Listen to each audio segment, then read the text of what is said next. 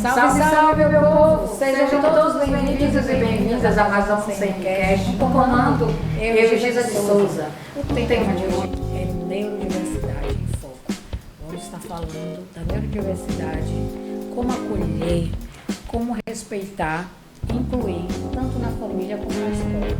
E para abordar esse tema, eu tenho duas especialistas, são minhas convidadas. Samela Miranda, ela que é neuropsicóloga, psicóloga escolar e especialista em neurociência. Seja bem-vinda, Samela. Obrigada. E Beatriz Sena, ela que é psicóloga infantil e especialista em desenvolvimento de bebês. E mais outras coisitas mais que ela vai falar. Seja bem-vinda, Beatriz. Obrigada. Fala um pouquinho da sua trajetória, Samela. Vamos lá. Eu estou com 7 anos, né, na área da psicologia. Nesses 7 anos, minha primeira área de atuação foi contexto escolar. Então, peguei meu CRP, me tornei psicóloga escolar e no desenvolvimento da psicologia clínica também. Na trajetória, né, veio pandemia e tudo mais, eu falei, vou aprofundar. Então, fui aprofundando o entendimento, né, na avaliação neuropsicológica, na área da neuropsicologia, fazendo essa formação em neuropsicologia e focando no desenvolvimento infantil. A trajetória foi construída, né? Já trabalhei com famílias, já trabalhei com mães, fiz um trabalho com mães na época também, mas fui focando aí na área de questões cognitivas e avaliação cognitiva. Qual a diferença da neurociência para a neuropsicologia e psicologia escolar? Tá, a neurociências é muito mais ampla, né?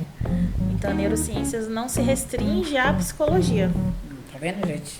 A neurociências, na minha formação em neurociências pela Unifesp, a Universidade Federal de São Paulo, a gente tem de engenheiro, a pedagogo, a médico, enfim, todas as áreas possíveis aí, né, estão lá, que a neurociências tem essa amplitude. Então, ela vai falar sobre o funcionamento humano, em todos os contextos e sentidos. A neuropsicologia é uma especificidade da psicologia. A gente já tem uma restrição. A neuropsicologia ela vai trazer um entendimento mais estruturado e aprofundado do funcionamento cognitivo, entendendo o desenvolvimento de diagnósticos cognitivos e comportamento. Então, ela já traz uma estrutura muito mais específica da psicologia. A gente já tem uma restrição maior. E a psicologia escolar é uma vertente da psicologia, né? A psicologia é uma área muito ampla. Então, psicólogo hoje está em tudo quanto é canto. Tem psicólogo escolar, tem psicólogo organizacional, tem psicólogo hospitalar. A psicologia escolar, ela vai trazer o olhar de cuidado para o contexto escolar e todos os que ali estão. Então, eu costumo falar que o psicólogo escolar é ponte, né? Eu tô ali, o que você faz? Eu faço a ponte entre tudo e todos. Eu vou ter um olhar com o social, eu vou ter um olhar, não é um olhar só com as crianças, né? É um olhar com todos os profissionais que estão ali, desde a professora, a direção, a tia da cozinha, a tia do portão, a todo mundo. Vou ter o cuidado, o olhar de cuidado com as famílias, né, com a comunidade, se necessário for. Então, o psicólogo escolar vai fazendo essa ponte de comunicação visando o desenvolvimento de saúde e da socialização dos que ali estão. Não é um olhar clínico. Sim. A psicóloga clínica vai focar, acho que é a vertente mais tradicional da psicologia, né, no indivíduo. Então, o meu foco já não é o social. Entendi. O meu foco é individual e nas vivências, né? Na escola, né? De todos os indivíduos na que estão ali. Na escola, o foco é social. Entendi. É de todos, não é individual. Eu sabia. Então, eu tenho 14 anos de formação, né, em psicologia. E a minha construção na psicologia sempre foi voltado para a infância, né? Então, eu lembro que durante esse percurso na faculdade, tudo que era sobre criança, que era sobre infância, eu estava lá, eu queria aprender. E assim fui construindo, né, esse meu percurso e eu vim estreitando, né? Eu tenho estreitado muito isso porque nesses últimos anos eu fui fazer uma capacitação para atendimento de pais e bebês. Por que pais e bebês? Porque eu preciso dos pais, né, no consultório, diferente de uma criança e de um adolescente, eu preciso que esses pais participem. Eles precisam estar presentes, porque o objetivo dessa terapia é também orientar. A gente vai instrumentalizar esses pais. E aí eu venho me aprofundando nesse campo, né? Eu estou fazendo especialização em desenvolvimento infantil, fazendo especialização em psicanálise de bebês, crianças e adolescentes. E é isso, o meu percurso sempre foi nessa área, a minha paixão, a infância é minha paixão. Que lindo. Mas vamos lá. O que é neurodiversidade, que é uma palavra que hoje tem sido mais falada normalmente na roda de conversa de mães, de escolas. O que é a neurodiversidade? Explica um pouco para o nosso público. Eu posso? Tá, quando a gente fala de neurodiversidade, a gente fala de uma amplitude subjetiva do funcionamento cognitivo, tá? Do funcionamento cerebral, vamos assim falar, das pessoas. A neurodiversidade, ela abarca várias características. Ele traz um conceito muito respeitoso sobre a individualidade cognitiva de cada pessoa. Então, é uma palavra que traz olhar de respeito de não. O cérebro dessa pessoa funciona assim, o da outra funciona assim, o da outra funciona assim, tá tudo bem. É sobre como cada um funciona. Então, essa palavra, ela traz, né, assim, pra gente entender o que representa essa palavra. O respeito ao funcionamento subjetivo, tá? Quando a gente traz esse nome neurodiversidade, geralmente ele traz para se referir a algum diagnóstico cognitivo. E quais são, né? Como são esses diagnósticos cognitivos? São diagnósticos que podem estar relacionados ao neurodesenvolvimento, que é quando o bebezinho está ali se desenvolvendo na barriguinha da mamãe, né? E ali nas conexões, por fatores genéticos, ambientais, enfim, acontece e a gente descobre lá na frente um diagnóstico cognitivo. Então, pode estar relacionado a transtornos do neurodesenvolvimento ou não. Esses transtornos, eles trazem alteração no funcionamento cognitivo, seja no processamento da atenção, seja no processamento da memória, seja no processamento de inteligência, seja em questões comportamentais associadas, né, ao funcionamento cognitivo, seja no processamento de aprendizagem. Então, esses transtornos que, quando a gente vai trazer nomes agora, né, para entender, o TDAH, o autismo, a dislexia, a descalculia, altas habilidades, deficiência intelectual, o que mais, Bia? TOD. O TOD. Que é TOD? É o transtorno opositor desafiador, que é um transtorno cognitivo, mas que as pessoas percebem como uma questão comportamental. Uhum. É aquela pessoa que tem muito, não é só dificuldade, ela não consegue lidar com processos de regras, limites, e o enfrentamento tem uma disparidade muito grande. As pessoas veem um comportamento, mas às vezes existe um diagnóstico adequado para isso. Às vezes esse comportamento é o TOD, é o transtorno opositor desafiador, que é sobre o funcionamento cognitivo daquela pessoa. Próximo. Tem vários, né? A gente vê hoje esse boom que se fala muito sobre, né, do TEA, do autismo, mas a gente, como a Samara falou, existem vários transtornos do neurodesenvolvimento e é importante a gente conhecer esses transtornos para que a gente possa fazer o diagnóstico certo e fazer as intervenções certas. Por exemplo, tem um que é o TDDH. TDDH. Que é novo, inclusive.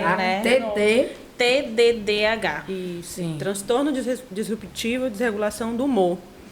Que é um transtorno também que se parece com outros e também é um comportamento... É novo. É novo, né? É um transtorno que surgiu, assim, foi descoberto, né? Recentemente. Foi descoberto recentemente. Existem poucos estudos sobre o TDDH. TDDH. Não é TDAH, é TDDH. Isso transtorno mesmo. Disruptivo, desregulação do humor. Humor, tá vendo aquela pessoa mal-humorada? Ela tem uma nervosidade. Só para dar uma descontraída, né? Sim. Pode continuar. Não, pode continuar. Então, é um transtorno, como a Sama falou, que foi descoberto recentemente. Ainda existem muitos estudos, né? Estão sendo feitos muitos estudos, né? E é realmente difícil diagnosticar. É um transtorno bem difícil de diagnosticar, porque ele acaba sendo comparado com outros e também com falta de limites. Com o próprio TOD. Ou com o próprio TOD, né? Ele apresenta algumas características parecidas com o TOD. Então, a gente não vai se aprofundar nele, mas é um transtorno também que precisa... É muito difícil de ser diagnosticado corretamente. Difícil. É muito difícil de ser compreendido socialmente. E causa sofrimento. A gente precisa intenso. Lembrar que causa muito sofrimento. Compromete muito o indivíduo,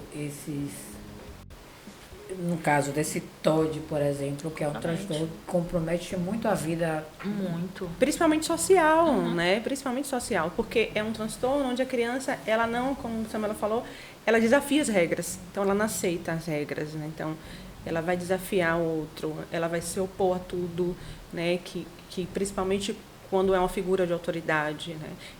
Mas é um comportamento, a gente precisa lembrar, porque às vezes as pessoas falam assim, meu Deus, estou ouvindo, meu filho é assim em casa. Mas calma, viu, amiga? Amiga, calma, que ele não acalma. Não é assim. Procuração, ela aí. Procuração, para diagnosticar. Diagnosticar. Porque a gente precisa lembrar, esse comportamento precisa existir, né, Sam?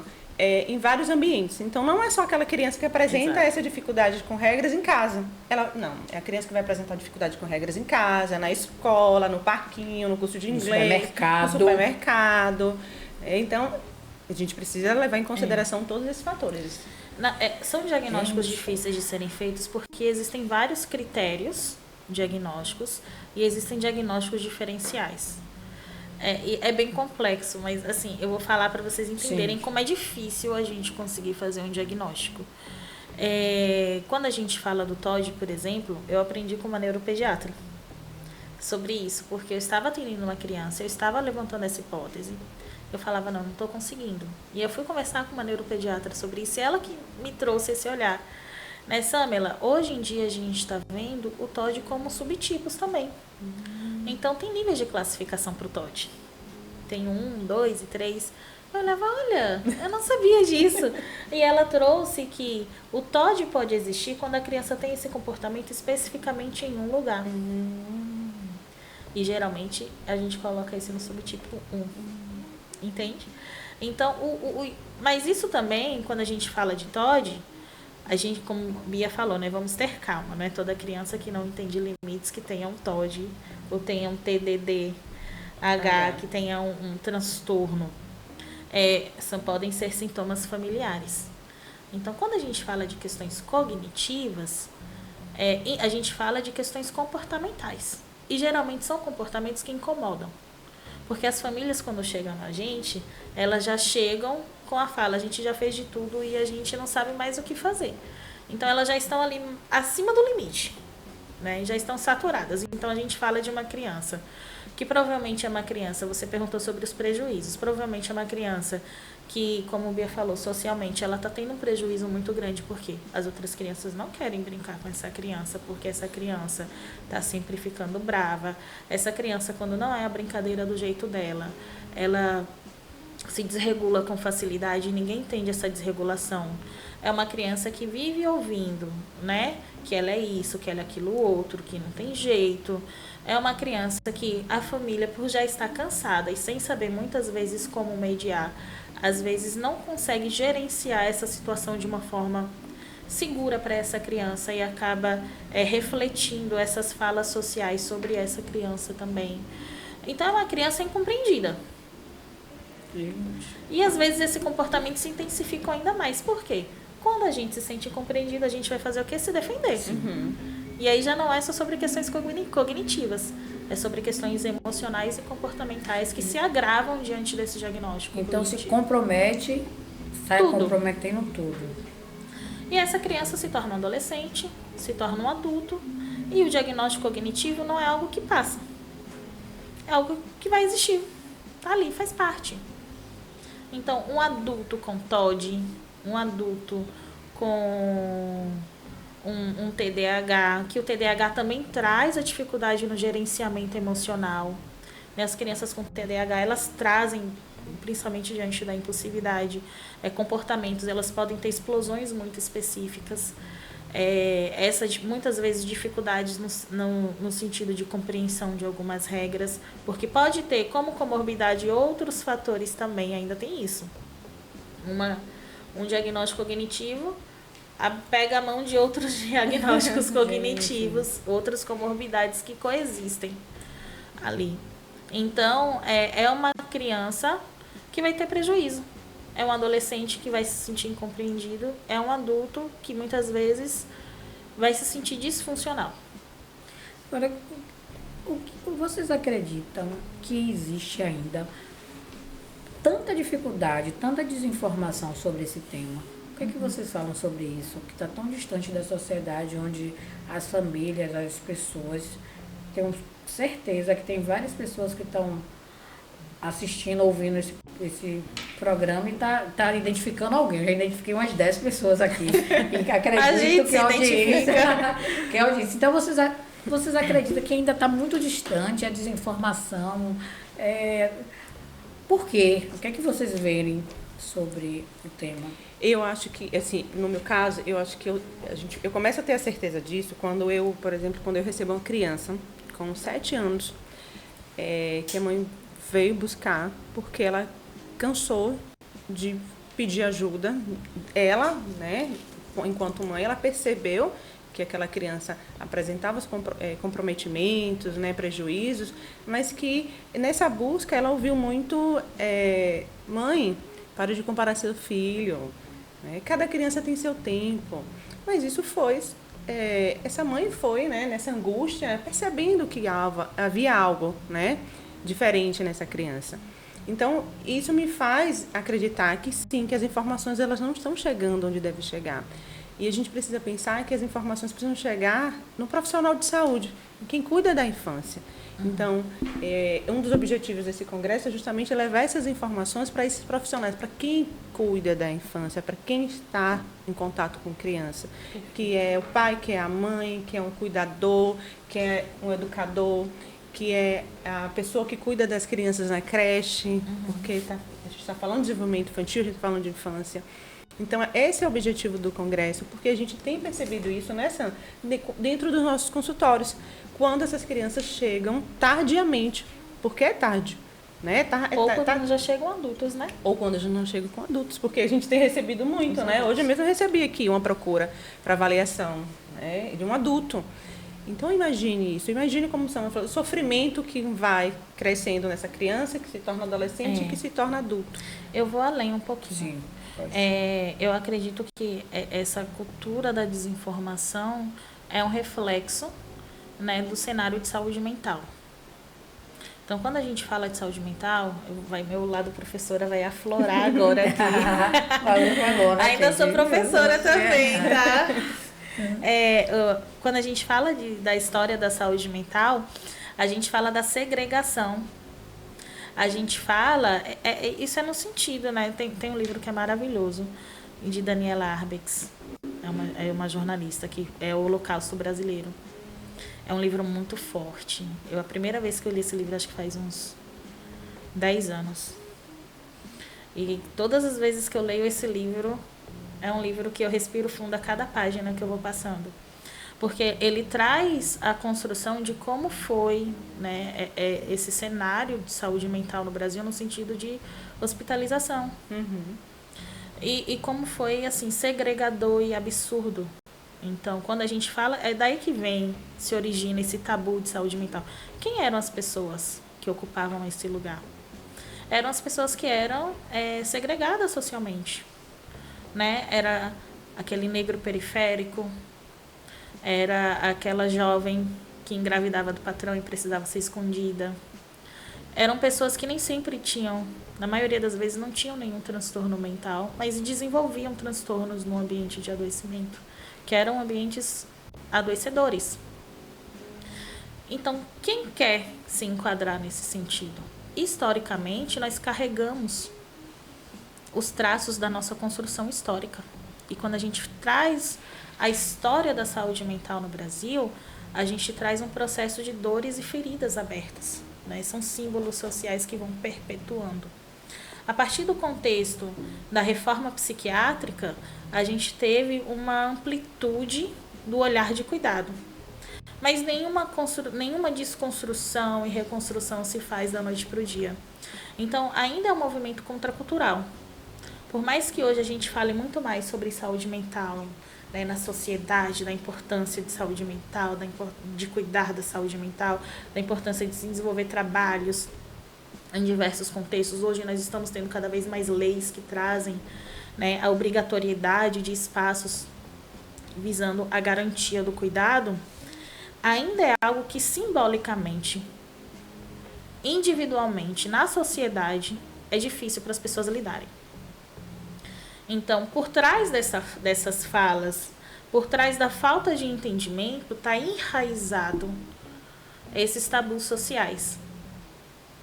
Então, quando a gente fala de neurodiversidade, da ausência de entendimento sobre neurodiversidade, a gente está falando muitas vezes da negação do entendimento e aprofundamento de saúde mental. Porque é uma vertente ainda mais atual, né? E tem esse atraso mesmo do entendimento. Então, são profissionais que muitas vezes não se atualizam. São profissionais que muitas vezes carregam falas que, ao invés de promover, né, contextos de saúde, eles fazem um desserviço, muitas vezes, social, por não entenderem que eles precisam se atualizar, que eles precisam se qualificar novamente, que eles precisam buscar entender e enxergar aquela família como um todo e não como um sintoma. A gente fala de escolas que precisam compreender que o ambiente escolar é um ambiente de saúde, não é apenas sobre o processo de ensino-aprendizagem de ordem direta, né? É entender que o processo de aprendizagem é uma construção que reflete o todo. É falar sobre cuidar das crianças, é cuidar de uma família, é cuidar de uma mãe, que quando eu crio estratégias de desenvolvimento de políticas públicas que cobrem a saúde, que visam o cuidado com as mães, a saúde mental das mães, eu vou estar cuidando da família. É falar da segregação social, é falar de uma estrutura social, é falar de racismo, é falar de oportunidades, né? A oportunidade que um tem não é a oportunidade que o outro tem. A qualidade do acesso à saúde que um tem não é a qualidade do acesso à saúde que o outro tem. Então, eu quero me informar. Eu recebo famílias assim, cansadas, né? Elas chegam para mim, Samela, como é que eu vou pagar a terapia? Como é que eu vou pagar fono? Como é que eu vou pagar a consulta com o neuropediatra? Como é que eu vou fazer essa avaliação? Às vezes eu não tenho nenhum transporte. Gente do céu. Eu tenho como comparar a qualidade de vida dessa criança, da necessidade do acesso à saúde, a um ambiente de educação de qualidade, a uma família que tem toda a estrutura, que não faz diferença a distância, que não faz diferença o valor. Eu não tenho. Então, quando a gente fala do entendimento de saúde mental e dessas posturas de por que é tão difícil esse conhecimento chegar, a gente passa por toda uma estrutura social que precisa ser combatida. Então, a saúde não é a mesma para todos. Porque o acesso de qualidade aos contextos de saúde, de educação, reflete um contexto histórico que cabe a nós, profissionais, combater diariamente, e não é da consciência de todos, porque existe uma questão muito classista ainda. sobre isso. Não é do entendimento das escolas, de que elas precisam se atualizar e fazer trabalhos de entendimento com as famílias, para que as famílias busquem entender e não resumam o entendimento ao que vem na rede social. Quando a gente fala disso, a gente fala da diferença do acesso ao conhecimento. O conhecimento não está aí para todos. Então, vocês acreditam que automaticamente isso compromete o emocional e essas pessoas, essas famílias, começam a ter comprometimento também emocional? Sim, com certeza, porque quando a gente pensa, por exemplo, nesse sujeito, nessa criança, né, que apresenta esses comprometimentos, e aí a gente pensa no comprometimento de fala, né, que é da comunicação, comprometimento social, como a gente falou aqui do Todd, isso afeta a família, né, isso vai afetar as relações familiares. Então, se afeta as relações familiares, essa criança, esse sujeito, ele começa também a ser olhado como um sujeito problemático. Um fardo. Um fardo, entende? E aí a gente vê muitas vezes essas famílias se dissolvendo, porque elas não têm apoio. Então, é como a Samara falou, elas não sabem nem onde buscar, muitas vezes, esse apoio, né? Que é importante, porque a gente precisa entender que a gente não é cuidar só dessa criança, a gente precisa cuidar, tem que ter esse olhar acolhedor para essa família, né? Para essa família como um todo, é para essa mãe, é para esse pai, é para esse irmão também, que muitas vezes fica sobrecarregado, né? Por conta desse irmãozinho que apresenta esses comprometimentos. Então, assim, é uma dor que envolve a todos. É isso? É exatamente isso. É difícil. Como vocês veem que a escola pode contribuir para essa inclusão? Eu quero falar um pouquinho, se vocês tiverem o conhecimento, da rede pública e da rede privada, né? Como ela pode ser uma aliada nesse processo da inclusão dessas crianças, desses estudantes, inclusive para a aceitação das outras crianças que possam ser consideradas típicas, né? Sim. Crianças que têm não sei como é que é chamado, típicos mesmo, né? Quando a gente fala de inclusão, a gente não fala somente sobre ter a criança no espaço acadêmico. A gente fala sobre a qualidade desse espaço para essa criança. Então, quando a gente fala de inclusão no contexto privado, a gente fala de uma instituição que deve, eu não falo que faz, porque mesmo no contexto privado não é a realidade de todos, mas que deve estimular formas de entendimento e atualização dos profissionais que ali estão. É o primeiro passo.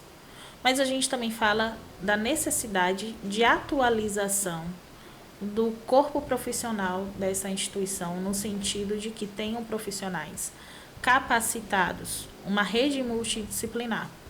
Então, se eu recebo uma criança na escola, hoje eu sou psicóloga escolar, se nós recebemos uma criança lá na escola, essa criança tem um diagnóstico fechado. Ela chegou pra gente lá, ela tem um diagnóstico, ela está num cenário, né, de que uma criança está em todas as terapias, tem um diagnóstico. O que a escola vai fazer? Primeira coisa, a escola é uma escola que tem a sala de AEE, que é a escola, né, da AEE. É a sala da... Eita, esqueci a sigla, o significado da sigla. Da auxiliar de educação especializada. Essa profissional é uma profissional capacitada. Lá na escola, no caso, a profissional é formada em psicologia. Ela não atua como psicóloga, mas ela tem um entendimento sobre desenvolvimento infantil. Tem que ser uma profissional capacitada, não necessariamente psicóloga, mas tem que ser capacitada para o desenvolvimento, né? Em que se refere a desenvolvimento infantil. Centro Educacional. Hoje eu sou psicóloga do Centro Educacional José Milton Alves. Parabéns. E lá, essa profissional, ela coloca em prática aquilo que a equipe pedagógica da escola, junto com a coordenação, professores, desenvolvem no PEI. O PEI é o Plano de Educação Individualizada, que é direito da criança e é obrigação das escolas desenvolverem. Direito da criança e obrigação das escolas desenvolverem. O PEI, Plano de educação. De educação individualizada, tá bom, João, amiga? Procure lá para ver se tem. Então, o que é o PEI? Quando a gente faz o PEI, a gente coloca ali, as psicopedagogas vão entender muito mais do que eu sobre isso. Mas quando se faz um PEI, a gente coloca ali o que a gente pretende alcançar com essa criança. Então, essa criança, ela precisa desenvolver mais a coordenação motora. Então, qual é o plano que a gente vai fazer individualmente para que nesse espaço de tempo a gente consiga alcançar essa meta? Aí vamos supor, daqui a 3 meses a gente vai reavaliar esse PEI e ver se essa criança alcançou essa meta. Alcançou essa meta, a gente vai desenvolver o PEI, né? Atualizar o PEI para uma outra meta. Não alcançou, a gente vai rever as estratégias adotadas e tentar colocar novas estratégias. Isso se faz com toda criança que possui uma necessidade, que tem um diagnóstico. É obrigação das escolas. Mas isso precisa de uma equipe. Então, o que acontece? Muitas escolas não têm a equipe adequada. Aí colocam um PEI para a professora fazer de forma isolada. A professora não sabe como fazer o PEI sozinha, porque essa necessidade, né, a professora é o que vai ter maior entendimento sobre aquela criança, por ter um maior tempo dentro da escola com aquela criança, mas ela não teve isso na formação dela. Ela não sabe como fazer o PEI. Como é que ela vai aprender a fazer um PEI se não tem quem ensine? Só coloca lá, faça um PEI. E aí não tem outros profissionais que auxiliam e aí vira uma bagunça. Então, lá no contexto escolar, a profissional de AEE, ela vai colocar em prática aquilo que foi desenvolvido no PEI pela professora e equipe pedagógica, junto com a professora da criança. Então, tem uma sala de AEE, que essa criança vai, tem um horário para ser estimulada, mas aí vamos lá para a inclusão. Muitas pessoas entendem que inclusão é ter atividades adaptadas. O que são essas atividades adaptadas? Muitas pessoas entendem também que essas atividades adaptadas são coisas mais fáceis, né? Então vamos fazer atividades mais fáceis para essas crianças, e não é. Tá vendo? Não é, gente. Não atividade mais fácil. As atividades adaptar. A atividade adaptada é justamente adaptar aquela atividade à capacidade daquela criança naquele momento. Então, essa criança, ela precisa de uma prova mais elaborada, porque é uma criança que tem altas habilidades. Sim. A prova comum não vai corresponder à necessidade dela. Como é que a gente vai assistir isso? Essa criança precisa de uma adaptação nesse sentido? Às vezes, ela não precisa de adaptação de atividades. Às vezes, essa inclusão vai ser... Ela precisa fazer a prova num ambiente mais silencioso. Sim.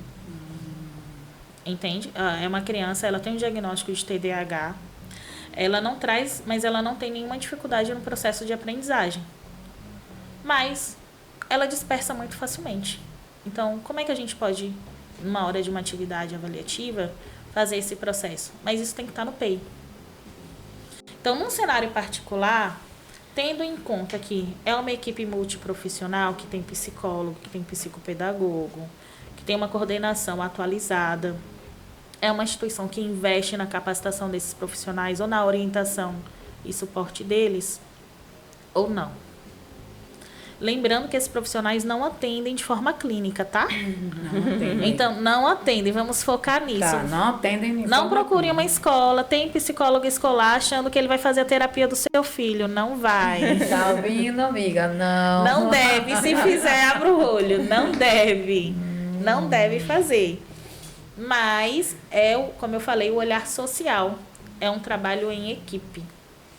E esse olhar de cuidado vai fazer toda a diferença na qualidade de vida da criança. Agora a gente vai para a escola pública. Existe uma lei que entrou em vigor, acho que foi em 2020. 2020. Acho que foi em 2020, só que por conta da pandemia foi para 2021. Foi para 2021. Da obrigatoriedade de psicólogos e assistentes sociais nas escolas. Mas essa lei ainda, né? Não está em vigor. Camaçari, por exemplo. Então. Vamos falar aí, ó. Olha, Márcio Neves. Esse corte é pra você. Que inclusive o professor Márcio, ele tem sido muito parceiro Sim, nesse nosso sentido. parceiro, Que tem bom. sido muito parceiro na conscientização de que do ouvir e aprender, e bora tentar implementar. Nesse sentido, vamos defender. Ele tem sido, sim. Essa obrigatoriedade não depende somente da Secretaria de Educação, porque envolve toda uma questão de concursos, de estruturas. Então, existem municípios que desenvolveram estratégias e existem municípios que não desenvolveram. Existem municípios que colocaram psicólogo nas escolas, mas não ampliaram essa rede multiprofissional que é o necessário. Então, assim, entendem que o psicólogo na escola vai fazer a função do psicólogo clínico. E não é isso. E não é isso. Então, quando a gente fala do acesso à qualidade, a gente fala dessas entrelinhas que precisam ser ditas. Né? Que precisa, agora eu vou falar para todas as autoridades que assistem o podcast. A gente precisa lutar pelo desenvolvimento de políticas públicas funcionais e efetivas na garantia de direito de saúde da criança e do adolescente. Entendendo que as escolas, enquanto espaços de educação, elas são também espaços de saúde. Espaços sociais. Espaços sociais, espaço de saúde mental, espaços de saúde. Então, ter um psicólogo na escola é um ganho muito grande. Mas a gente precisa ter uma rede. A gente precisa, se não tem, a gente não tem como ter essa equipe na escola, como é que a gente pode fazer? Né? Será que a gente consegue criar um núcleo que tenha uma equipe multiprofissional para tentar assistir as escolas públicas de alguma forma, tentar capacitar os professores, os coordenadores, os diretores? Será que a gente consegue fazer isso? Porque muitas vezes, pela falta de entendimento, esses profissionais que já estão cansados de lidar com coisas que eles não entendem, falham. Mas quem sente são as crianças e as famílias. Falando nesse contexto de escolas públicas, hoje o índice da criminalidade nas escolas, principalmente, em alguns bairros periféricos, é muito grande. Vocês acreditam que o não diagnóstico, ou não tratar, ou não cuidar, não olhar para essas crianças que têm neurodiversidades, isso compromete, inclusive, para a captação eles entrarem na criminalidade, por crime estar fazendo essa captação dessas crianças, adolescentes, porque hoje a gente vê tanta criança, tanta adolescente perdendo suas vidas e não chegando nem na juventude por questão do envolvimento no crime. Como é que vocês veem? Vocês estão falando aí da questão econômica, financeira, do conhecimento, e eu fui aqui, viajei um bairro popular onde as famílias não têm nenhuma condição e o crime está ali instalado e fazendo que cuida, que trata, nesse caso aí. Falar sobre isso é falar sobre... Não tem como falar sobre saúde e não falar de estruturas sociais. Não tem. Né? Quem vive num mundo encantado finge que tem. Mas não tem. Eu não tenho como falar que aquela criança periférica que não está tendo acesso de qualidade, vamos focar na palavra qualidade, porque não é só ter o acesso a algo que fala que de qualidade.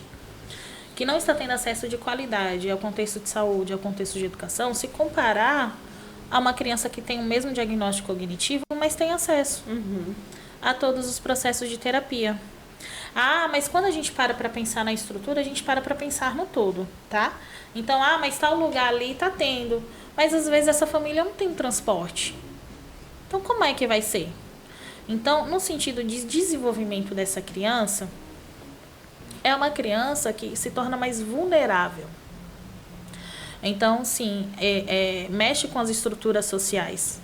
É por isso que a necessidade de políticas públicas assim, que garantam um cuidado, né, que tenham eficácia nesse sentido de cuidado, ela é falar sobre a estrutura social. Essa luta constante de que a gente precisa fornecer o cuidado para quem precisa. Essas pessoas que estão, por questões estruturais, financeiras, não têm condições de arcar, não vai ser o mesmo sol para todos. Elas não vão ter acesso à terapia. Às vezes, vez ou outra, eu já atendi pessoas, né, de forma gratuita, de forma social, mas a família chegava para mim, Samela, eu agradeço muito, Samela, mas a gente não está tendo transporte. Entende? Então, quando a gente fala pra gente cuidar disso daqui, a gente precisa cuidar do todo, a gente fala de que, A gente está fazendo desenvolvimento, lutando aí por políticas públicas de acesso à educação de qualidade, mas a saúde não está. A gente está ali olhando, desenvolvendo, trabalhando, né, para melhorar os cenários de saúde. Vou falar de Camaçari porque somos daqui, estamos aqui. De Camaçari. Mas a acessibilidade, o transporte público não está.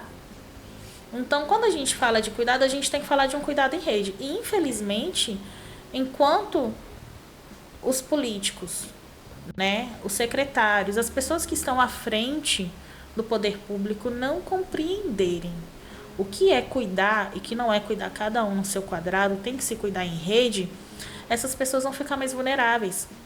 Além do que, uma pessoa que tem um diagnóstico cognitivo, ela fica mais propensa a desenvolver diagnósticos psiquiátricos. Então, sim, elas se tornam mais vulneráveis não só socialmente, por uma demanda não cuidada de saúde. Entende? Quando a gente negligencia esse cuidado e o desenvolvimento de entendimento da população sobre isso, a gente meio que, infelizmente, coloca um carimbo sobre até onde aquela pessoa vai conseguir ir na vida. Até onde ele é autorizado socialmente por isso. Isso é muito triste. É muito triste quando a gente fala disso, né? Hoje a realidade de muitos, quando se ouve, mas eu consigo fazer isso para o meu filho, mas e o outro não consegue, é triste. A avaliação neuropsicológica hoje, por exemplo, Giza, ela tem um valor considerável. É um valor considerável. É um valor que minimamente é em torno de R$ 2.500. Tem lugares que cobram até 4 mil, a depender da região. É um valor muito considerável. Quanto é o salário mínimo hoje? 1.450, se não me engano. A pessoa trabalha um mês inteiro para ter uma necessidade básica garantida. E olhe lá, quando essa necessidade básica é garantida, essa pessoa vai conseguir pagar uma avaliação? Não, de jeito nenhum. E que é de extrema importância, né, essa avaliação. É de extrema importância. E não é fornecida pelo SUS. Não é. Então, essas crianças, essas famílias, elas ficam abandonadas mesmo, né? São negligenciadas essas famílias, essas crianças. Acabam sendo... Porque se elas não têm a mesma oportunidade que uma outra família, que uma outra criança, vai acontecer justamente isso que você trouxe na pergunta. Essa criança, ela vai se tornar vulnerável para esse sistema. Então, se eu não entendo, se eu não consigo diagnosticar, eu não consigo tratar enquanto criança, no desenvolvimento dela, né, na adolescência, na vida adulta, ela se torna um ser vulnerável. Exatamente. E aí acaba, enfim, essa bola de neve, né? Aí a gente acaba contando com ONGs, com projetos sociais que visam diminuir essa lacuna de onde o poder público não alcança, mas que a gente tem que... Eu falo com... Isso mexe muito comigo, né? Até me revolta um pouco, porque eu faço parte de projetos sociais. Eu atendo hoje...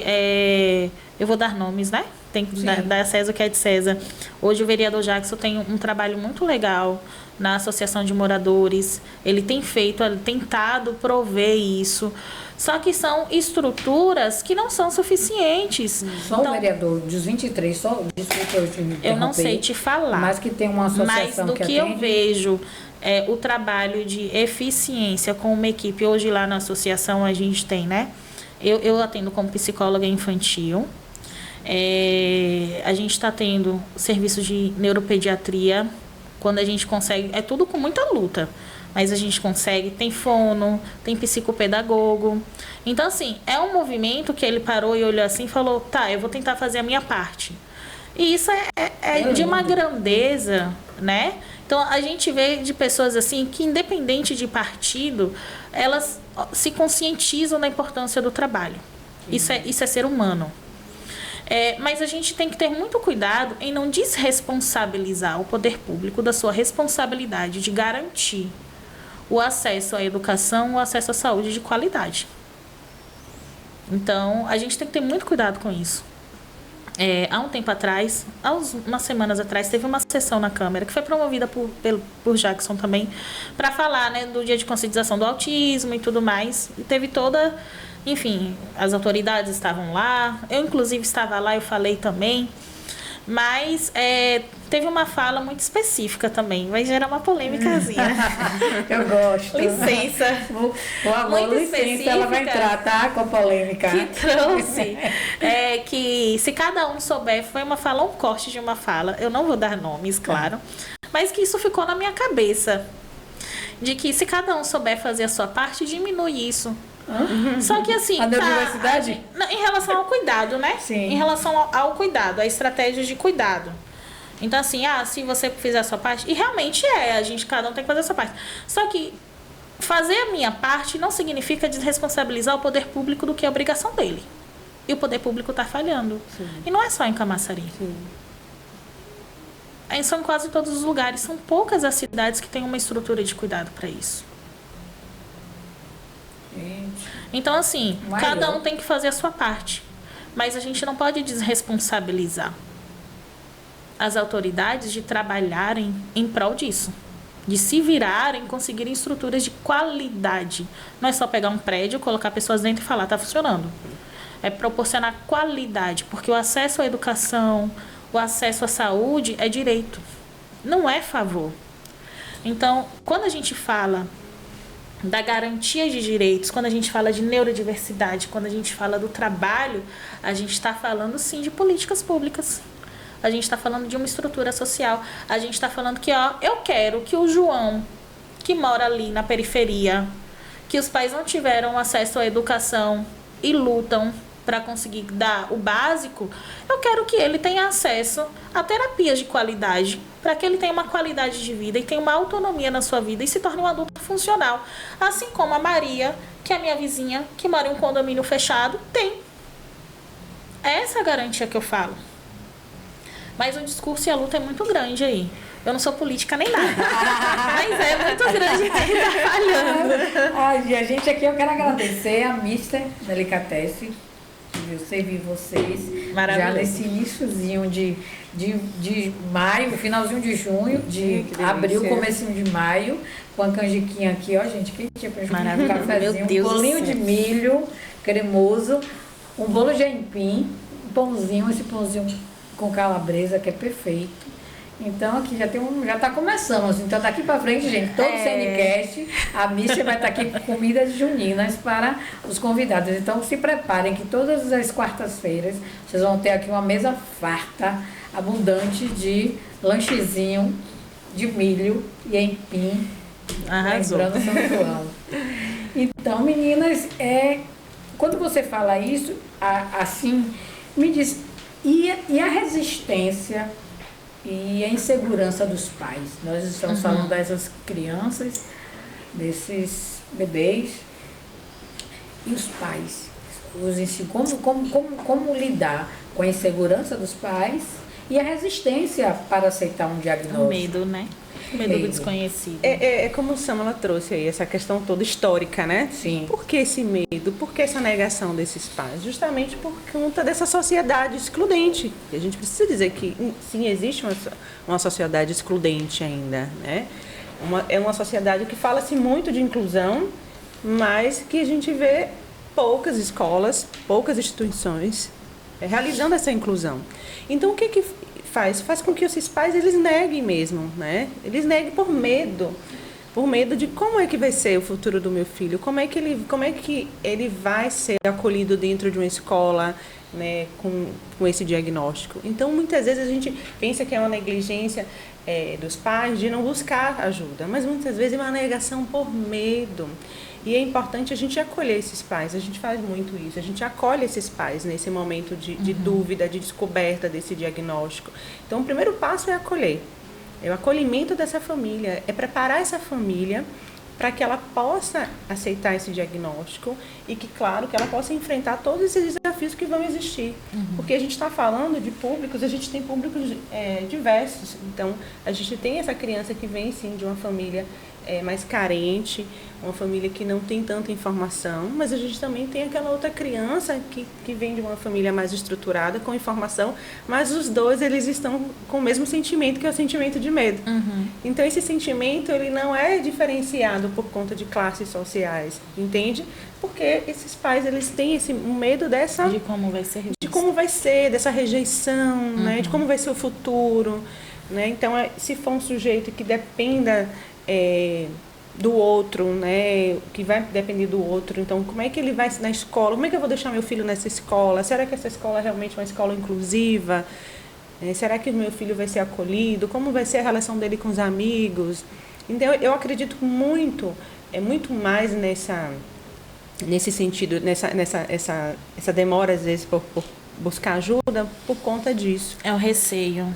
Por conta justamente dessa construção que foi feita em relação à saúde mental. Se a gente pensar, eu lembro que quando eu comecei, eu fui estagiar também numa escola, fiquei, né, meu primeiro contato foi estagiando numa escola aqui em Camaçari, não tinha, poucas clínicas atendiam por convênio. Então, assim, a psicologia, o tratamento psicológico, ele não era validado. Historicamente, a psicologia é altamente elitista. Então, é recente, isso é muito recente, né? Da importância da saúde mental. Então, isso vem crescendo, mas a gente ainda vem uma luta muito grande para que os convênios aceitem, né? Entendam a importância do tratamento psicológico para crianças, adolescentes e adultos, mas isso é algo muito recente. Né? Historicamente então não se era valorizado, não se dava importância do cuidado da saúde mental. E falando na saúde mental, eu quero falar do diagnóstico de bebês, criancinhas. Adoro. Vamos falar Se você fala assim, eu venho a mim, né, uma criança de meses, como detectar, diagnosticar, perceber que o desenvolvimento daquela criança não está nos saltos de desenvolvimento que deveria. Como que nós... Então, vamos lá. Eu quero começar explicando por que eu fui buscar conhecimento nessa área, né, na área de bebês. Eu fiz um curso de capacitação durante 2 anos com equipe, uma equipe que trabalha há muitos anos, com a coordenadora Daniele Vanderlei, que trabalha há mais de 40 anos com infância, uma psicanalista. E nesse curso eu conheci a psicanalista Marie-Christine, que é uma franco-brasileira, ela mora na França, ela faz esse trabalho com bebês há muitos anos. E o interesse foi justamente porque quando a gente pensa em intervenção precoce, a gente pensa que é uma criança com 2 anos. A intervenção precoce ela é muito antes. Muito antes. Bebezinhos. Bebezinhos. E eu digo mais, antes da concepção. Por quê, Beatriz? É na gestação. É o cuidado com essa mãe. Eu não vou me aprofundar, porque eu vou falar sobre isso no congresso. Eu vou falar dessa importância de cuidar dessa mãe, né, durante essa gestação e como esses cuidados com essa mãe podem interferir e diminuir os riscos para o desenvolvimento infantil. Então, a intervenção precoce, ela não começa nem com bebês. Ela já começa antes. Ela já pode começar antes. Então, eu vou... É na saúde. E com um spoilerzinho assim. Um spoiler. Porque a gente vai falar de congresso, só um spoiler do que vai acontecer no congresso, que vamos falar daqui a pouquinho do congresso. Então, porque o que acontece? Existem alguns fatores que a gente chama de fatores de risco na gestação. E quando essa mãe ela é acompanhada nesse processo gestacional e é identificado esses fatores de risco, a gente já começa a intervenção dessa mãe, dessa família, né? Dessa família. A intervenção precisa ser feita com essa família. E quais são esses fatores? Por exemplo, se a gente pensar que é uma mãe que já tem um diagnóstico de algum transtorno, é uma mãe que vem de uma gestação que não foi desejada, é uma mãe que tem uso de outras substâncias exatamente, ilícitas, é uma mãe que fez uso ou faz uso durante a gestação de substâncias ilícitas. É uma mãe que está na 2ª gestação e na 1ª gestação esse filho já tem um diagnóstico. Então, esses são fatores que a gente chama de fatores de risco. Então, esses fatores eles já levam com que a gente já cuide dessa mãe, já tem um olhar para essa mãe, para essa família diferente. A gente já começa a cuidar. E quando a gente pensa no sujeito, essa construção psíquica desse sujeito, ela começa antes do resultado positivo no exame. Sabe por quê? Porque antes da gente ter o resultado positivo no exame, o que a gente fica na expectativa, né? E se a gente vive aquela expectativa daquele sonho, né? Daquela família de ter aquele bebê. Então, esse desejo ou não desse bebê, ele já vai influenciar diretamente no desenvolvimento dele. Davidson, Reinan, que vão ser pais. Tá vindo aí, Cuide delas e deles, porque assim, esse desejo, então esse bebê, eu desejei esse bebê, eu planejei isso, né? Recebi o sim, ok, já está aqui. Ele já está aqui, ele está em desenvolvimento. A gente precisa já começar a construir esse vínculo com esse bebê. Esse bebê, ele já está ali a constituição dele enquanto sujeito já existe. Entende? Já existe. E a importância desse cuidado nessa gestação. Teve um tempo, acho que assim que eu me formei, eu engravidei, eu tenho uma filha de 9 anos, Júlia. Eu engravidei de Júlia no 2º semestre da minha faculdade. Inclusive é paciente de Mia. Minha princesa. Minha princesa linda, eu engravidei de inteligente. Júlia no 2º semestre. Toda a minha formação como profissional acompanhou a minha formação como mãe, vamos assim dizer. Assim que eu me formei, eu me identificava muito ali com a demanda materna, estava ali, né, no ápice. E eu fiz muito trabalho com mães.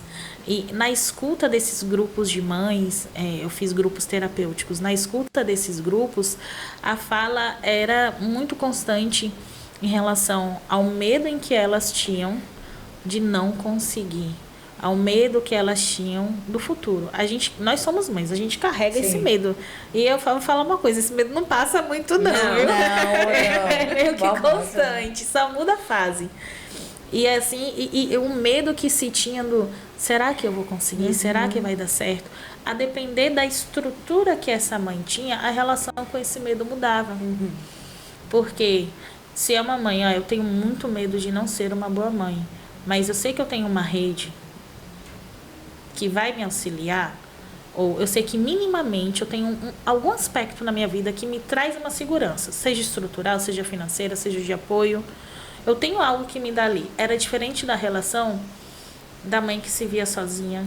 Eu vou falar novamente do acesso. Sim. Que não tinha garantia do cuidado com a saúde dela. Então, elas traziam os questionamentos de, se eu não estou conseguindo cuidar de mim, da minha saúde, como é que o meu filho vai ser cuidado? Né? De estruturas familiares. Então, assim, nós ressoamos aquilo que vivemos. Né? E somos frutos das construções dos que viveram antes da gente.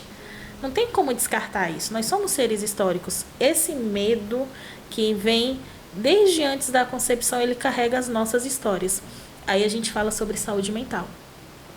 A gente fala que quando eu faço terapia, quando eu percebo que eu preciso cuidar, porque eu tenho muita demanda, que por mais que me doa eu negue, isso vai ressoar. De alguma forma, na vida dos meus filhos, na vida das pessoas que estiverem comigo, isso vai ressoar. E a forma que eu vou vivenciar esses momentos vai ser afetado também. Então, a gente não fala quando a gente fala de algum diagnóstico, seja cognitivo ou psicológico, a gente não fala do isolado. A gente tem que olhar o todo. É olhar a história, é olhar a estrutura. Sim. É esse medo que os pais trazem. Sim. Então, você podia dar só uma abertura desses diagnósticos, a diferença do cognitivo e do psicológico, um exemplo, 2 exemplos, só para ficar um pouco mais claro para a nossa audiência. Posso. Só para entendimento, né? Entendimento. Porque na prática as coisas meio que se misturam. É isso, então só para... Mas assim, quando a gente fala de diagnósticos cognitivos, geralmente transtornos do neurodesenvolvimento, a gente fala do funcionamento cerebral, das funções, né, cognitivas, atenção, memória, aprendizagem, linguagem, das funções cognitivas que o nosso cérebro precisa desenvolver para que sejamos funcionais, e a comunicação entre essas funções tem uma falhinha na comunicação. Sim. Quando a gente fala de transtornos psicológicos, né, de psicopatologia, nós estamos falando de uma estrutura que não é muito visível, palpável, essa palavra, Sim. né? Mas que reflete significativamente entendimento da pessoa de mundo. Então, quando a gente fala de transtornos psicológicos, muitas vezes a gente fala de transtornos que tiram essa pessoa da realidade de alguma forma. A gente fala de transtornos mais conectados com os fatores emocionais do que com os fatores cognitivos. Porém, os fatores emocionais, os transtornos psicológicos, eles podem surgir a partir de um transtorno cognitivo. Por quê? Vamos supor, eu fui uma criança com TDAH não percebido, não identificado. Consequentemente, eu fui uma criança... eu tenho TDAH, tá? Deixar isso claro. E eu descobri na vida adulta. Ó, dá tempo, né, amiga? Dá tempo. Sempre dá, nunca é tarde. Mas assim, eu não fui uma criança hiperativa. Eu fui uma criança que vivia no mundo da lua. Então, minha mãe vai ouvir esse podcast agora. Depois a gente conversa, mãe. Ô, mãe, depois a gente conversa. Ela vai falar, quando eu falei com ela do meu diagnóstico, ela negou. E ela trouxe, você nunca teve isso, porque você sempre foi muito inteligente. Eu falei, mas mãe não tem relação. Aí eu tento explicar pra ela isso até hoje. Aí, sabe quando foi que ela parou pra me ouvir? Quando eu falei, mãe, a senhora lembra que quando eu era criança, todo mundo virava pra mim e falava, eita, Saminha, vive no mundo da lua. Que eu ficava assim, eu tava lá na escola, eu não tinha dificuldade de aprendizagem, mas meu cérebro desligava assim, ó. Aí, de repente, eu voltava. Hoje você reconhece. Eu ouvia muito isso, Saminha tá no mundo da lua. Aí fala, a senhora lembra disso? Aí ela lembra, eu falei, pois é, mãe, isso acontecia porque o meu cérebro desligava na função da atenção. E aí eu fugia um pouquinho e depois voltava. Só que naquela época não se falava disso. Os meus pais não tinham acesso a essa... não tinha, essa informação não existia. Não existia, não se falava disso. Então, se eu fosse para um psicólogo naquela época... eles não iam entender como uma questão cognitiva. Eles iam entender como uma questão emocional, comportamental, familiar ou qualquer outra pauta. Então, em um cenário em que uma criança não tem um suporte, vai se tornando um adolescente que vai se virando para lidar com essas faltas, com essas falhas. Então, se eu me desconectei muito da atenção, para eu ser uma pessoa funcional, eu precisava aprender a lidar com isso. Eu que criava minhas estratégias. Criei minhas estratégias.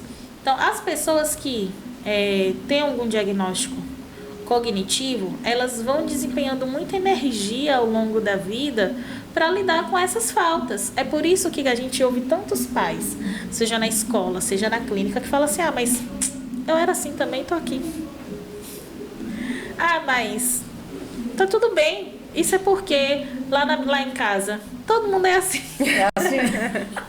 Todo mundo é assim. Todo é assim, não, mas lá em casa todo mundo demorou a falar.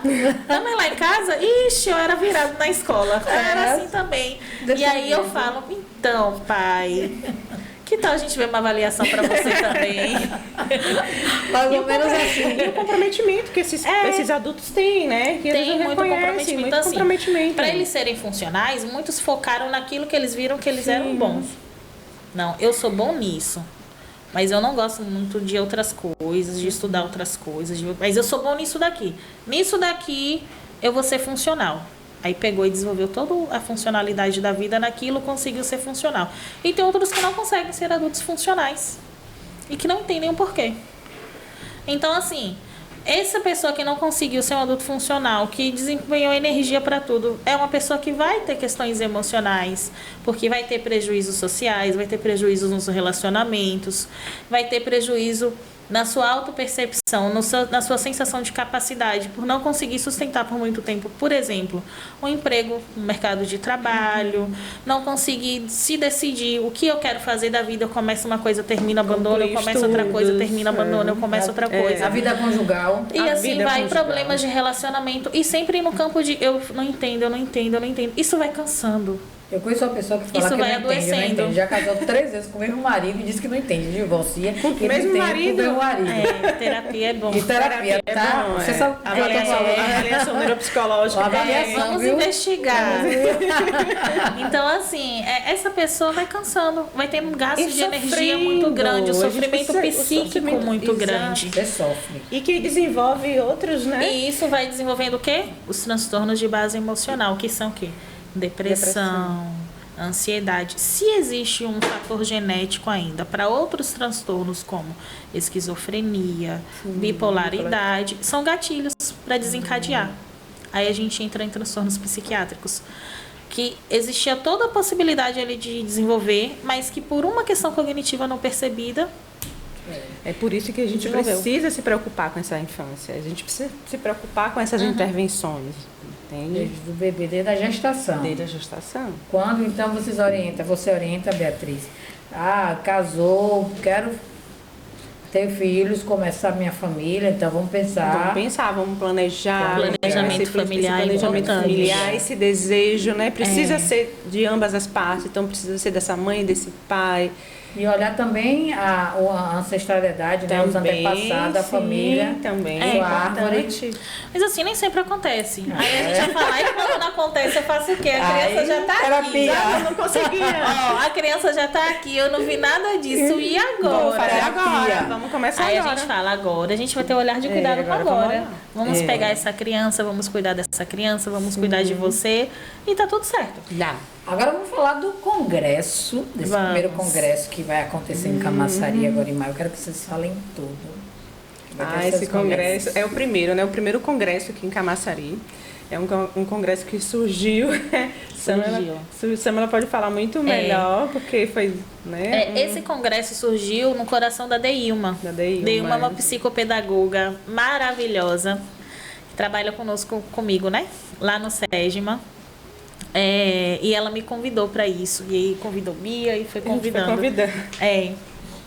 Então surgiu no coração dela, acredito que diante do entendimento de que a gente precisa informar de forma correta para a população.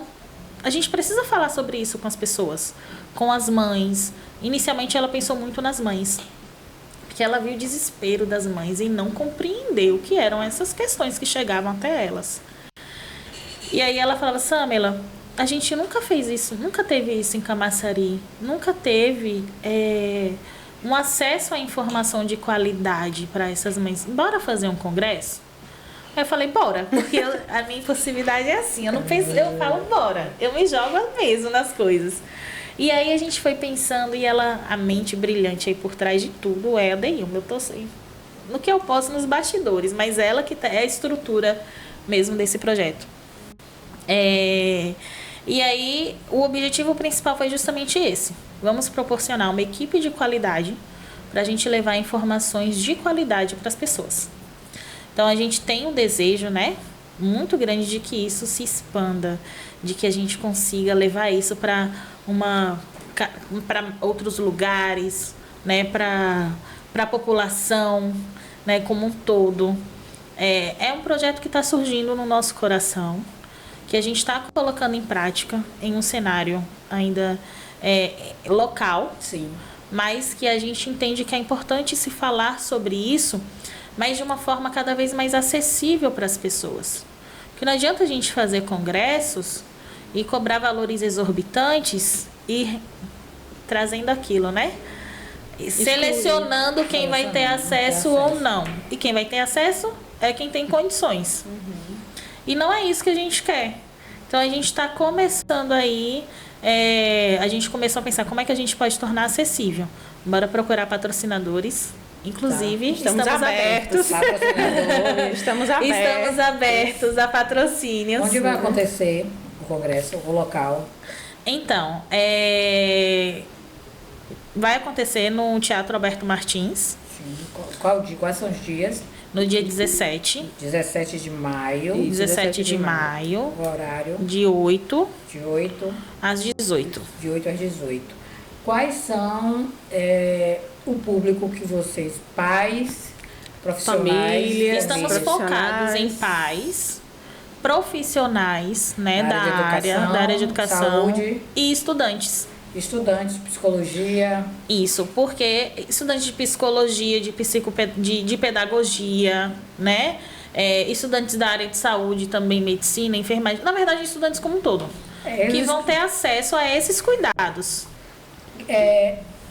A forma de inscrição, onde pode se inscrever? Onde mais informações sobre esse congresso? Pronto, nós temos o Instagram, né? Primeiro Congresso de Neurodiversidade em Camaçari. Deixa eu só ver aqui, que eu não sei decorado, não. Eu vou abrir aqui para falar o nome certinho para vocês. E aí, através do Instagram, tem um link de inscrição. Tá, depois queria que você enviasse pra gente até estar promovendo. Pronto. É diálogos, _neurodiversidade. Diálogos, _neurodiversidade. Aí lá na bio tem o link de inscrição, tem toda a programação também, tá? É um congresso que vão ter vários profissionais.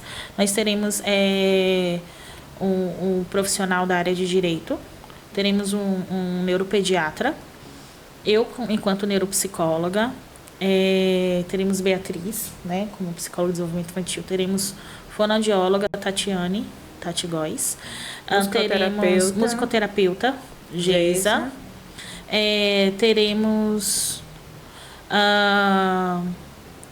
Lu da Clínica PECA, eu só chamo de Lu. Mas é uma profissional assim, ela é pedagoga, ela é dona da Clínica PECA, ela tem um entendimento muito grande sobre o cuidado, né, e sobre a disponibilidade desses serviços de qualidade também. Então, assim, tem toda uma rede. Teremos a Ana Gláucia, que é psicopedagoga também. Ela trabalha, inclusive, lá comigo na associação com o Jackson. E ela é a mente pensante por trás de todo um projeto de cuidado. Então, a gente tem uma amplitude de profissionais. Porque o nosso objetivo foi, vamos juntar quem a gente conhece, que a gente sabe ali que tem uma verdade nesse trabalho, para a gente levar as informações coerentes de qualidade para a população. Me diz uma coisa, as escolas que quiserem que os seus profissionais façam as inscrições, existe um pacote? Temos pacote para escolas, empresas? Temos pacotes para escolas.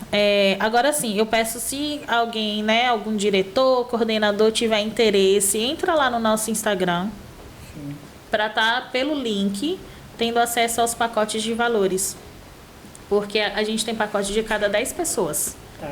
Né, um conjunto aí para ter um valor reduzido, para justamente possibilitar essa acessibilidade. Empresas que queiram que um especialista do seu RH esteja apto, né? Porque isso aí a gente está falando de diversidade, abrangendo todo mundo, né? É um contexto, não se resume ao contexto escolar, não, nem clínico. Quando a gente fala de pessoas com diagnóstico, a gente fala de todas as estruturas sociais, porque essa pessoa vai estar no trabalho, vai estar numa empresa, essa pessoa vai estar na área da saúde, essa pessoa vai estar na área da educação, essa pessoa vai estar em todos os espaços, né? Então, a gente precisa falar, isso é inclusão. Sim. É falar do pertencimento dessa pessoa a todos os espaços que ela ocupa. Então, ou empresa, vocês... E para estudante, a gente tem valores diferenciados para estudantes, nós temos valores também diferenciados, porque a gente entende que é vida de estudante, né? E é importantíssimo ter esse conhecimento desde a formação acadêmica. E estamos nas últimas vagas, viu? Estamos, graças a Deus, a gente está com as últimas vagas, então, por favor, quem tem interesse, busque, como a Samula falou, tem lá todas as informações no Instagram, porque a gente já está quase encerrando. Acho que no ritmo que estão as coisas, a gente vai ter que fazer um segundo em pouco tempo. Ou aqui, ou em outra cidade, né? Se a gente aqui interessar, né? E a gente está aberto também, né? Assim, é um grupo de profissionais que nós queremos falar sobre isso. Que uma empresa precise, a BAG, tá? Que fale para os colaboradores, para o seu time sobre neurodiversidade, vocês estão abertos para as empresas. Camaçari é uma cidade industrial, né?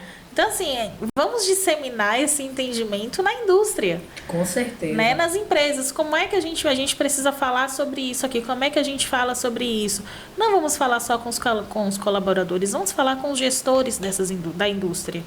Né? Para que eles façam as devidas adaptações. Isso é inclusão. E até reconhecer, né, a diversidade daquele profissional e as dificuldades que aquele profissional tem por ter em casa uma pessoa que tem uma neurodiversidade. Acontece muito. Exatamente. E no ambiente de trabalho também, sim, né? Porque, como a Samela falou, ela acabou de receber esse diagnóstico. Imagina, na vida adulta. Quantos Eu já era neuromulher. Você já era neuro? Quantos adultos estão aí no ambiente de trabalho, né? Sem diagnóstico e passando por essas dificuldades que a gente sabe que acontece dentro do ambiente de trabalho. E não sabem. Aí acontece o quê? Uma pessoa, eu vivo em relacionamentos abusivos e eu não sei o porquê. Eu tenho muita dificuldade em me estruturar em uma área profissional, eu não sei o porquê. Hoje eu me identifico com tudo e com nada ao mesmo tempo, eu não sei o porquê. Não conclui, né? Cursos. Às vezes o que tem por trás desse eu não sei o porquê é um diagnóstico cognitivo. Gente, E aí a gente precisa andar de mãos dadas. chegou ao final do nesse nosso entendimento. programa, que poderia durar mais, porque aqui a gente tem que fazer o É muito assunto. segunda temporada, né? Outro episódio sobre a neurodiversidade. Eu quero falar com vocês novamente. Acredito que esteja um tema que, se possível, todos os meses precisamos estar falando, inclusive desses novos, esse TOD, né, para que as famílias, as pessoas comecem a perceber, né, e tratar, procurar um diagnóstico Sim. sobre essas dificuldades. Eu acho que o objetivo aqui é a gente trazer essas informações, mas o mais importante é fazer com que as pessoas que estão nos escutando façam essas informações virarem conhecimento. Sim. Então não fique só no que a gente trouxe, mas vá buscar, né, conhecimento, vá buscar profissionais que possam te auxiliar, que possam te responder as suas dúvidas, que possam ajudar os filhos de vocês, né, nas escolas também, como a Samana falou da importância da inclusão. Então as escolas precisam estar preparadas realmente para incluir, né? E essa preparação perpassa pela capacitação desses profissionais. Então eu acho que isso que a gente está trazendo aqui hoje é uma pequena, né, bem pequena parte de informações, que tem muito mais, mas que a gente possa fazer com que essas informações que foram trazidas aqui hoje, elas gerem conhecimento para que a gente possa dar uma qualidade melhor para nossas crianças e para os futuros adolescentes. E desperte o interesse, Sim. né? E o entendimento das pessoas de que o nosso conhecimento, por mais que se tenha uma estrutura, a gente tem responsabilidade de correr atrás e tentar entender. Então, assim, eu hoje não tenho acesso a tudo, mas o que eu tenho acesso e que eu não estou usufruindo? A gente precisa entender que se você não sabe por onde começar, procure um profissional que vai te auxiliar pelo menos por onde começar. É porque você vê a escola, né? O Centro Educacional José Milton Alves tem uma junta. Então a escola começa a pesquisa nas escolas, a importância, a obrigação da escola, é dever da escola ter uma junta, ter um time. Então vamos buscar através das escolas, porque às vezes a gente os pais não têm nem conhecimento que a escola deve não ter. Sabe. Sim. Um grupo, né? Uma equipe multidisciplinar. Assim, o ensino de qualidade, a gente entende que se faz em equipe, né? Então, eu sempre falo isso, a melhor escola para o seu filho é aquela que você se sente bem e se sente confortável. Então, que ambiente é esse que você se sente confortável, que talvez não tenha profissionais tão capacitados assim? Será que eu consigo estimular essa capacitação, né? Como é que eu posso estimular isso na escola do meu filho? Eu quero levar esse conhecimento para lá. Diretora, coordenadora, bora fazer uma palestra aqui sobre isso, bora ver, né? Eu vi Bia ali, bora chamar a Bia para fazer palestra aqui. A Bia vai lá e faz. Então, bora ver como conseguir, né? Leve esse entendimento para os lugares em que vocês estão. Isso aí. Quero agradecer mais uma vez a Mister Delicatessen, que as meninas vão tomar um cafezinho aqui com certeza. Tá? E a todos vocês. Diz onde encontrar você, doutora Beatriz. Então, meu Instagram é psibeatricena. Lá você tem todas as informações, né? Tem o meu contato. Vocês podem entrar em contato comigo, tirar dúvidas, né? E eu não consigo responder tudo, né, com tanta rapidez, mas me procurem que eu Gestantes, bebês, quem tem suas crianças estão aí aflitas. Importante. A gente precisa... eu quero voltar para falar sobre bebês, tá? Porque eu acho que é muito importante. Vamos voltar. Olha, semana que vem voltar de novo. Vamos. Eu quero, porque eu acho que é importante ter essa consciência só de nós que... duas. Você não vem, semana. Tudo bem, não tem problema. Vamos falar de bebê. Vamos falar de bebê, vamos. Precisamos. Eu tenho tantas amigas que têm criancinhas. Tem. Precisa ouvir. Muita gente. Não, assim, eu sou suspeito de falar de Bia. Em vários sentidos. Mas realmente é um trabalho fenomenal. Eu indico assim de olhos fechados. Samuel, onde me encontrar? Na clínica? Eu me encontro em vários lugares. Nessa situação, vamos lá. Tem o meu Instagram, né? neuropsi.samelamiranda. Vocês podem me encontrar por lá também. Lá tem o link para entrar em contato comigo, no meu telefone, não tem problema. Mandem mensagem. Eu posso demorar a responder um pouquinho, mas eu respondo a todos. A gente demora, mas a gente dá conta. Eu tenho o meu consultório também aqui em Camaçari. Qualquer coisa é só pesquisar Samela Miranda no Google que você vai ser direcionado para lá também. Estou na escola também. Quem quiser me encontrar, né, no Centro Educacional José Milton Alves. Não é difícil me encontrar, não, gente. Qualquer coisa pergunte pra Giza, que Giza fala também. Tá? Gente, até a próxima. Bom feriado, que amanhã é feriado Dia do Trabalhador. E até a próxima quarta. E vamos agora tomar um cafezinho com um pãozinho pronto. Vamos tomar um café. Fica à vontade. Bolinho, né? Bolinho. Esse bolo tá bonito, né?